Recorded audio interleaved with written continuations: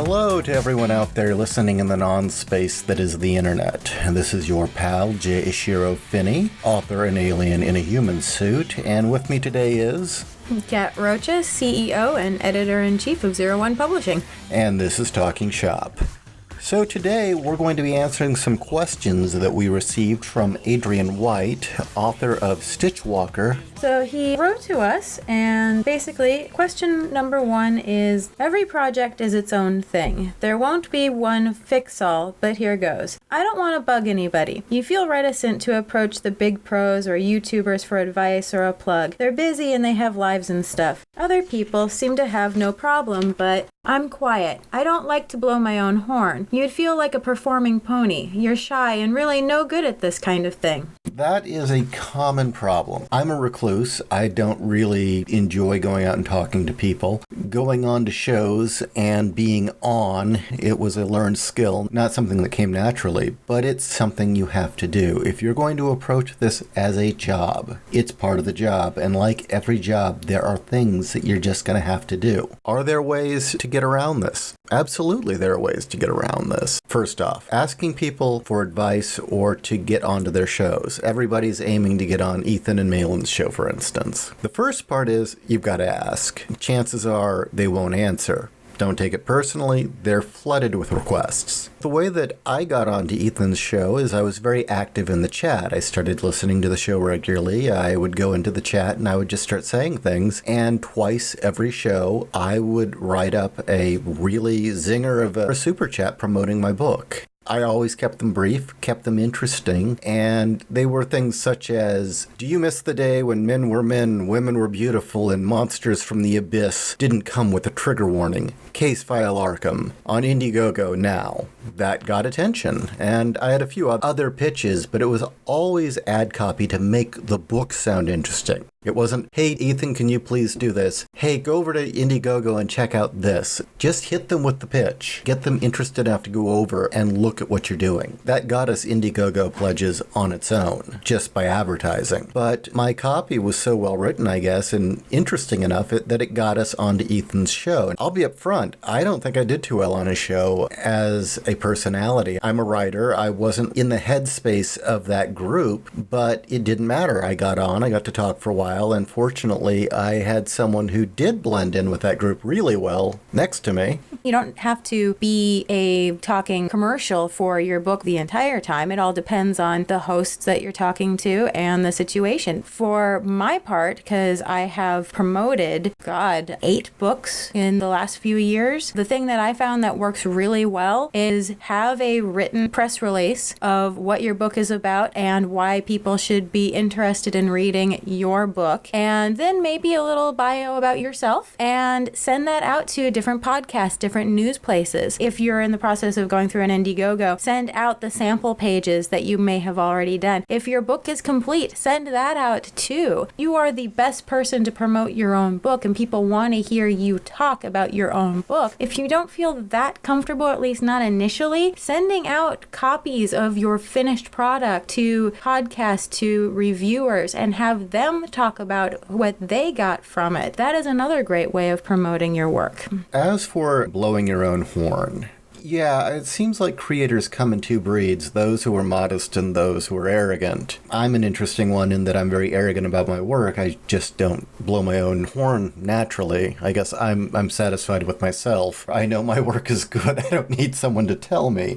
Now, that's probably detrimental to my career, but I've learned to get out there and push past the modesty feeling and just, yeah, my work is good. It's worth your time. If you're sick of what you're getting in comics now, especially if you miss 1990s Vertigo, you should be reading my books, especially Case File Arkham. At that same time, if you are a writer, another part of the craft you should be working to hone your skills on is the press release, the pitch, the 2-sentence pitch, the 2 seconds to tell somebody why they should give a damn.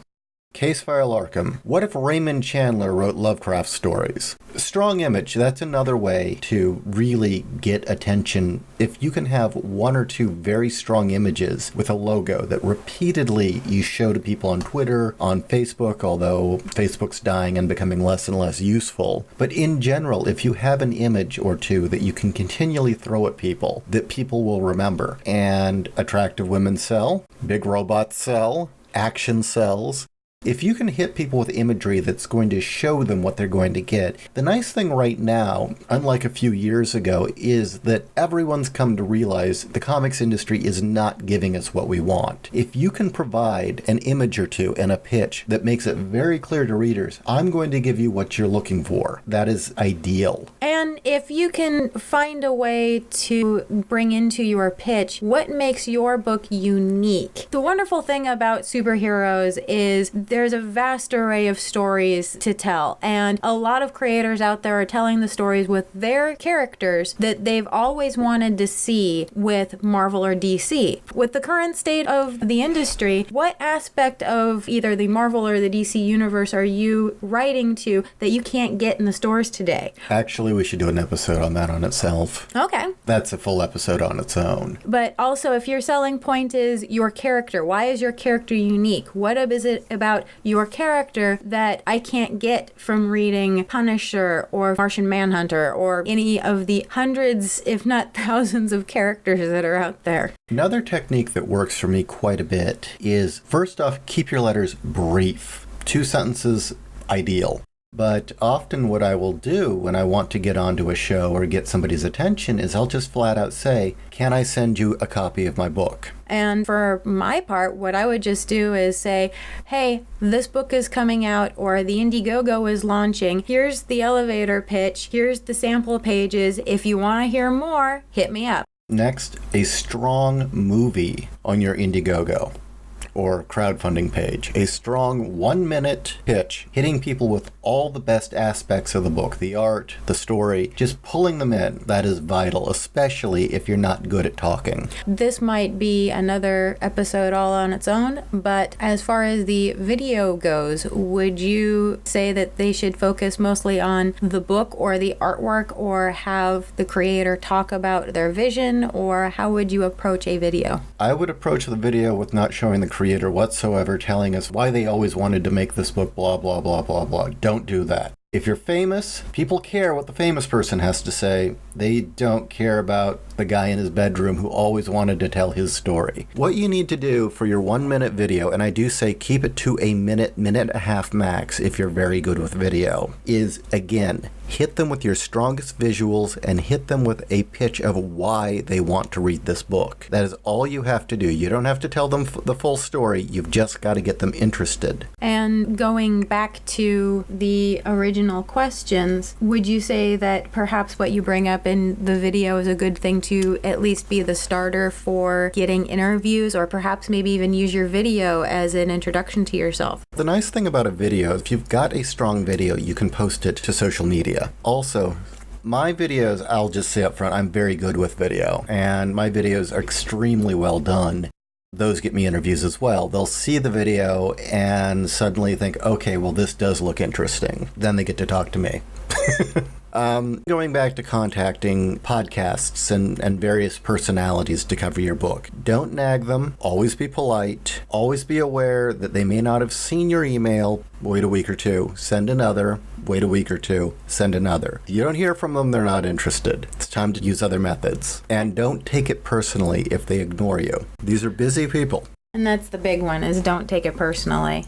The next question from Adrian is there anybody I could or should get to do this for me? Is this a good idea? Maybe if I'm a solo creator. Short answer, no. It's not worth it. Long answer, if you could hire a PR firm, sure, that would be great. But if you can afford that, you don't need an Indiegogo. I run a publishing company. It's my job to promote the creators that I have under me. If you can get a publisher to take care of those things for you, that's wonderful. In fact, that's part of why they take a cut out of your cover charge, is because it's their job to promote you. But if you can't, that's perfectly fine. You don't really want to hire somebody to do it for you. Do you have any other advice for people who aren't media savvy? I understand that there are those people who just don't feel comfortable getting in front of the microphone, getting in front of the camera. That can actually be very intimidating. There's a lot of places out there where they do written interviews, where they send you an interview that's already typed up that has questions, and then you fill in the blanks. And then I've also seen other shows where they don't do live casts. I know live cast is becoming the new thing, and actually it's kind of neat seeing people unplugged or hearing them. But if it's recorded, that does give you a little more freedom, because it allows you the time to structure your sentences, think about what you're going to say, and if you don't like the answer that you give, you can ask the host, hey, can you scratch that? Or, I'd like to do this again. And most hosts are willing to work with you on that. And then there's always going to be interviewers you are just not going to have chemistry with. Yeah. And that's always the most painful, but there's nothing you can do about it. Well, you take it one day at a time. As J.Ishiro has already mentioned, listen to these shows. Does this sound like a person that you would want to have a conversation with outside of the microphone? Is this somebody that you would want to actually talk to? If the host sounds like somebody that you would want to talk to just in normal life, just talking shop, then that's somebody to reach out to, because then you're going to feel more comfortable. Also, if you know how they talk, again, you feel more comfortable with them. There's one other thing that I stress. Don't be negative, ever. If there are internal problems with your art team, don't talk about it. If there's something about your book you didn't like, don't talk about it. If you're having a feud online, don't talk about it. Leave that stuff out. Well, that and negativity rarely ever does translate to sales. If you are saying, well, I really wanted this one scene to work out like this, and it didn't really turn out the way I wanted. It's like, well, then why am I paying money for it? Well, just any sort of negativity in general will cause listeners to doubt whether or not you can deliver. Get bigger before you can be negative. Well, one, you need to prove yourself. And second, you need to know how to perform. If you're not good at it, forget it. If you're not good at performing on air, do not go negative as a performance trait. Alan Moore, Harlan Ellison, it's a routine. It isn't real. They cultivated that. I mean, yes, the real Harlan Ellison was an asshole, but the Harlan Ellison on camera was not the Harlan Ellison in person. A lot of that was played up for the audience's entertainment. How do I leverage all the likes and goodwill I receive on Twitter and similar to sales? That is a great question. That has probably been the number one hurdle for anyone doing this, is that you might have a large following on Twitter, you might have a YouTube audience, and then when it comes time to actually get that support, none of them show up. They're just there for the free stuff. For me personally, I can only, maybe Kat's got some insight. For myself, the way that I've been able to translate that into actual sales and brand loyalty is I've cultivated a loyal audience. There are typically two types of viewers or readers or consumers, and those are the people who are looking for the pop song that they're going to throw away the next day. It's disposable media. Then there are the hardcore fans, the people who want to own every book, every edition, want to read even your past work that maybe isn't all that good. The people who are there for your work because they love it and will break their back to get it. That's the audience I've strove to generate. They're a smaller audience. They won't bring you huge amounts of money, but also they won't ditch you. They will stay with you. They're the kind of people that will keep you afloat for a lifetime in your career, but you have got to treat them well. You've always got to give them a good product. You can never phone it in. A common mistake is people think, oh, okay, well, I'm successful, I'll just phone this one in. No. You've got to respect your readers. Provide them the best story you can. When they interact with you online, be nice, be respectful. Realize that they've taken the time to to read your work and buy your work and pay you money, the least you can do is at least say thanks or hear what they have to say. And you will get crazy people. I've had my share of stalkers calling my house and demanding that I write and illustrate their comic book that will blow the lid off of Pearl Harbor. This is not a joke. This really happened. Yeah, that'll blow the lid off of Pearl Harbor because he can prove that the Japanese were set up and it was really UFOs that were trying to get us into the war. That's annoying, if not scary. Owning a handgun doesn't hurt. You will get people at cons that'll want to start fights with you, especially nowadays. But at the end of the day, that's the extreme smallest of small minority. Usually people are respectful. I mean, at least if you've cultivated an intelligent audience, they'll be respectful. I've known people that have cultivated more youthful audiences that I've heard have had different experiences than mine. The best thing you can do is to generate a readership that is there for your work, loves your work, and will keep coming back. And you've got to respect them back, treat them like gold, never insult them, always be patient, because no matter how nice or annoying someone might be, they still took the time to read your book. And also, getting on the tract of you're going to meet annoying fans. Be patient. I realize it's tough. Be patient. Realize we're a community of social outcasts. A lot of us just don't know how to interact with other people. I don't. So it would be really judgmental to rip on people who don't know how to talk to people or might be rude. Shit, are you going to blame an autist? I mean, seriously. Half of us are autists. Half of us are rude assholes and don't even mean to. I know I do that. So, yeah, just understand that half the time the rude stuff isn't even meant. It's not even intended. I don't know, maybe that's completely unrelated, but... No, I think it all, because it's people that you interact with, and the autist is still a potential customer. Yeah, the one person that you can be rude to is the ones that come up to the table and say, I read your books on a torrent. They're pretty good. When you putting out the next one? Yeah, you can go fuck yourself. Yeah. Be rude to him. Hit him if you want. I got more than my share of those. Yes. From my experience, how do you leverage people who like you online to actual sales? From my experience, the biggest problem I have run into is people forgetting about you for the next thing. With so much going on, there's so many good books being produced, there's so many books in general being produced, there's so many Indiegogos and Kickstarters demanding your attention. It's very easy to get lost and be forgotten about. How you make sure that you translate those people that say, wow, this sounds pretty awesome, is remind them that you exist. As you are producing things, go ahead, start teasing your book. Start putting out sketches of your characters. Soon enough, you'll start having people say, hey, when is this book coming out? I'm interested. So that when it comes time to making that launch, you already have people who were kind of chomping at the bit who remember you, remember that you're creating something because you've been reminding them through the whole creation process. And so when you hit that launch button, they are there. And after you've succeeded in your crowdfund, keep posting stuff so they remember who you are and know you're working on the book, because there are so many crowdfunded projects where the people disappear and never come back, where they deliver the book 3 years later. Also, on top of that, let's say you are right on time, everything works exactly the way it's supposed to, you have no delays, there's no problems with your printing, there's no problem with your distribution, there's no problems with creating the files if it's just going to be digital, everything goes smoothly, but you forget to promote the fact that now the book is available, because you're going to have people who are sitting on the fence, or maybe they're not familiar with you. Especially if this is your first project, you're untried, you're untested. If you don't put out there, hey, my book is now available, people aren't going to know that you've now successfully created a book. You'll fulfill your backers' obligations, and that's great, because that will generate goodwill. But let's say it takes you a full year to do a graphic novel, which is typical. You could have people who said, well, I'll wait and see how this works out, and if you don't come back and say, look, I've actually created something, you've lost all that goodwill. They don't know that you've completed your book, and you may have lost sales, and you may have lost potential lifelong readers. Next question.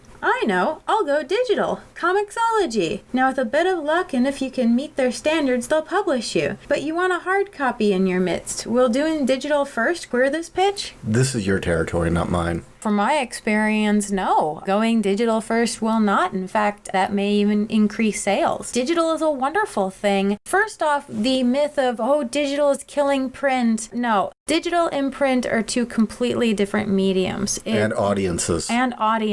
It's a preference. It's how the person prefers to read their books, especially with comics. A lot of people like having it on the screen and having the light shining into their eyes and seeing the vivid colors. Other people prefer having the inks on the page. So putting it out digitally is not going to hurt physical sales because for the most part, it's a different reading audience. The other thing is that a lot of people will buy something digitally because digital, in theory, is cheaper. It doesn't cost you hardly any overhead to put it out. From my understanding with Comixology, as long as your files fit their parameters, they'll publish pretty much anything. So it's not going to put any more strain on your part. A lot of readers will get the digital book, they'll enjoy it, and if it's something that they really love, they really thought, wow, this was awesome, they may want to get the print version and pay that little extra money for the print copy. Again, other people, they may just want the print, so having it digital first isn't going to hurt anything. Just use the digital as another selling tool. Promoting to people who got the digital version, you can now get it in print. Some people will put extra stuff in the print version to make it worth their while that you're paying more money than you would for the digital. No, always put extra stuff in the print. There you go. Second, the nice thing about digital, if you're an untested creator, if people aren't familiar with you, having a finished digital book shows people, it's already created. He can finish a book, which is always the biggest risk. If you're an untested, unproven creator, the biggest risk is you won't deliver. And that is the number one problem with crowdfunding. And my opinion on digital books is up there with Stan Lee. Stan Lee had said, digital comics are a lot like boobs. They look great on the screen, but they're better in your hand. I like that. I like that a lot. How much of my epic finished lettered pages do I put out? Don't want to spoil that brilliant twist ending. Luke, remember that Labrador you had as a kid? So I guess this is in reference to how much of a sampling do you put up on your crowdfunding campaign? Between 5 and 10 pages, 8 is ideal. The pages don't have to be lettered.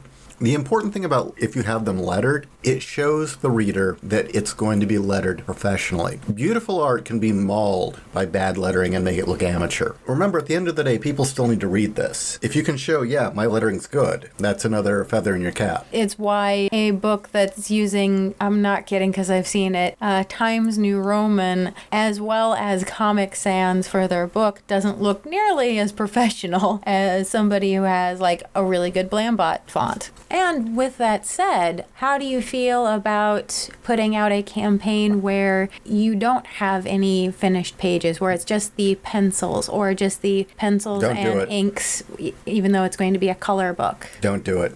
Okay, you can put out black and white pages inked if the inker is good. Most people will give you a pass with, you need the money to hire your colorist. Do not just post pencils, seriously.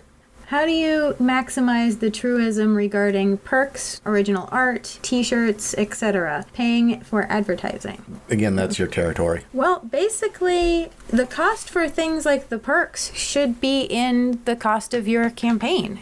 Just as a rough example here, not counting how much you may pay a colorist or an artist or other things like that. I'm going to go just on printing costs. Let's say it costs you $5,000 to do your print run. Then perhaps you may want to add an extra $5,000 for the cost of all of your perks. That should all be in the total cost of your campaign. And yes, don't forget about yourself. If you're taking time off of a day job to do this, if you need to make sure that the lights stay on or that you're eating something other than ramen noodles while you're creating your work, yes, you should include some payment for yourself as well. And definitely do not forget about shipping costs. I cannot tell you how much shipping, especially because they keep changing the prices, you need to factor that into your campaign. Otherwise, you can run into a lot of trouble just for the shipping costs alone for things. Okay, these last three are kind of all you, and then number 10 really is its own episode. Okay.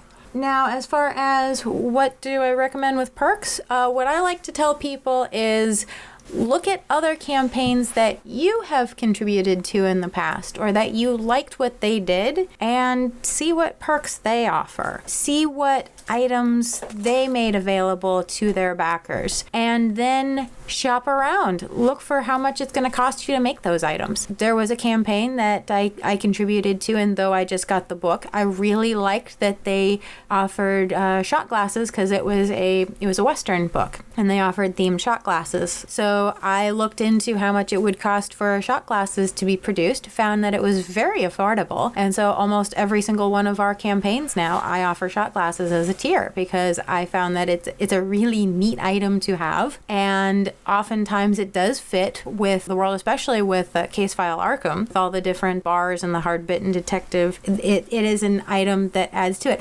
Another thing I like to do with my campaigns is make the items fit the world. It's not simply a t-shirt. Actually, okay, this is my territory. Yeah, it is. What I like to do with the perks when possible is, of course, you have the pages. You can buy a page. You can buy some prints. Then make a lot of the other perks artifacts of the world. So ticket stubs, propaganda posters, shot glasses from a bar, all things that are within the world. So in a sense, they're part of the story and part of the experience. Well, like this latest campaign for Case File Arkham, Her Blood Runs Cold, there's a very high-end, expensive nightclub called the Carcosa. So we had napkins made for the Carcosa, and we had matchbooks made with the Carcosa logo on it because, these swanky nightclubs would always have matchbooks. So you always see, the detective pick up the matchbook from the nightclub that he meets the client in. Also warn about coffee mugs. Coffee mugs. Everybody thinks that those are great. They aren't. Okay, yeah, we did coffee mugs for one campaign, and by the end of it, I never wanted to see another coffee mug as long as I lived.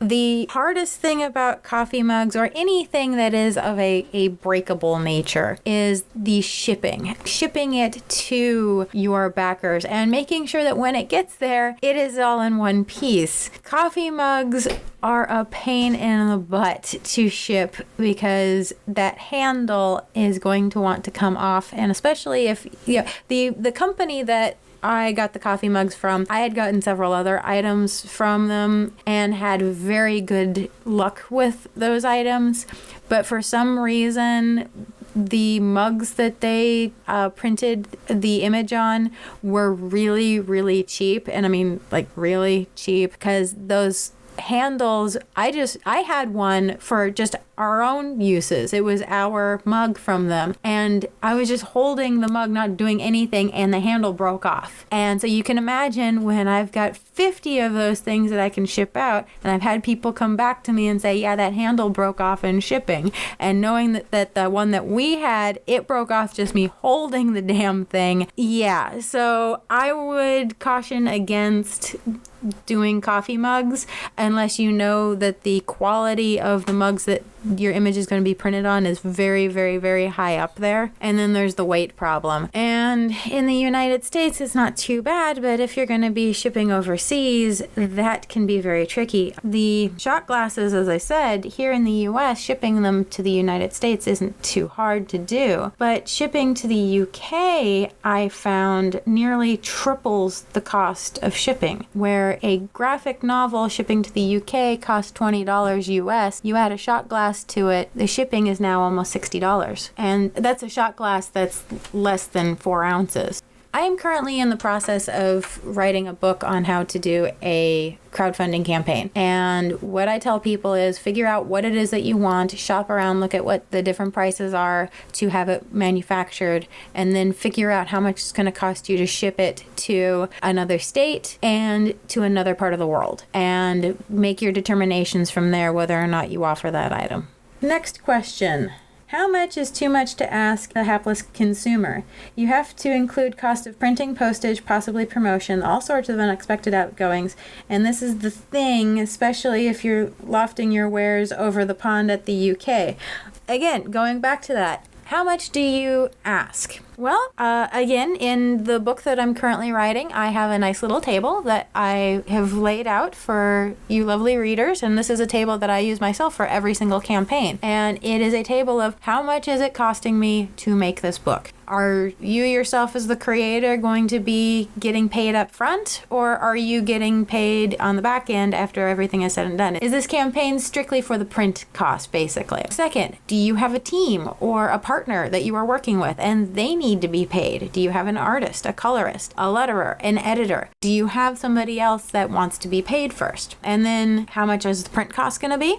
We use Print Ninja almost exclusively for all of our printing, though we have used Kraken in the past. Both companies have an online calculator. They are instrumental in figuring out how much it's going to cost you to make your book, at least when you do your initial campaign. Because if you know that you want your book to be 60, 80 pages, you pop in 60, 80 pages. I want glossy paper. Okay, but I don't want it to be this weight. I can go a tier down from that. Okay, you plug in that. You put in how much it's going to cost to make your book the way you want it, and it will generate how much, including shipping. If it seems too high, see what you can tone down. Figure out how much that's going to cost. Again, figure out your shipping cost to ship things around the world, and figure out your tiers, and that'll tell you about how much you're going to be asking for your campaign. I like to add an extra $1,000 for incidentals, costs that are not foreseen at the time. That has saved my butt tremendously when shipping costs have skyrocketed, because that extra wiggle room made it so that I didn't have to break the bank for shipping. And also keep in mind that your service is going to take their own cut. Figure 10%. So figure out how much your campaign is going to be. Tack on an extra $1,000 or so for incidentals. Tack on 10% for how much Indiegogo or Kickstarter is going to want. And there you go. That's how much you're going to be asking the backers to pay. Do I use a fulfillment service? I have done both. I have used both a fulfillment service and I have done it on my own. The question is, do you want to use a fulfillment service, or do you have the time to do it on your own? If you have a full-time job, you have kids, and you are a creator, you may not have time to fill all of those orders, in which case a fulfillment service may be worth the money to hire. On the other hand, if you know that you can get a bunch of friends over to hang out in your garage for a Saturday afternoon, and you just have to provide, Coke and pizza, and by Coke I mean the soda, although maybe cocaine depending on where you are, then go ahead and do that. Have a packing party and all your friends stuff envelopes. It really is, is it worth it to you? You can fill those orders on your own, but since time is money, is it worth your time to be doing it on your own, or is it worth the money to pay somebody else to do it? That's really what you're paying for. You're paying for somebody else to do something that you yourself can do, but the word there is can. I had a good experience with the fulfillment service that I hired, but when I was done, I realized, you know what? I can do it myself. And so every single campaign, I do it myself. And I'm also a very hands-on person, and I like being able to do that so that if there is a problem, if there's an error, if somebody doesn't get a package, they can come directly to me and I can work directly with them. I don't have a third party that I have to scream at. But again, that's me. I want to say thank you to Adrian White for sending us these questions, and I encourage other viewers of this show to do the same if you're curious, you'd like us to talk about a subject. Also, there are still a few other topics Adrian asked about, which will get future episodes. Mm-hmm. In the meantime, as always, go buy my books. Good night, everybody.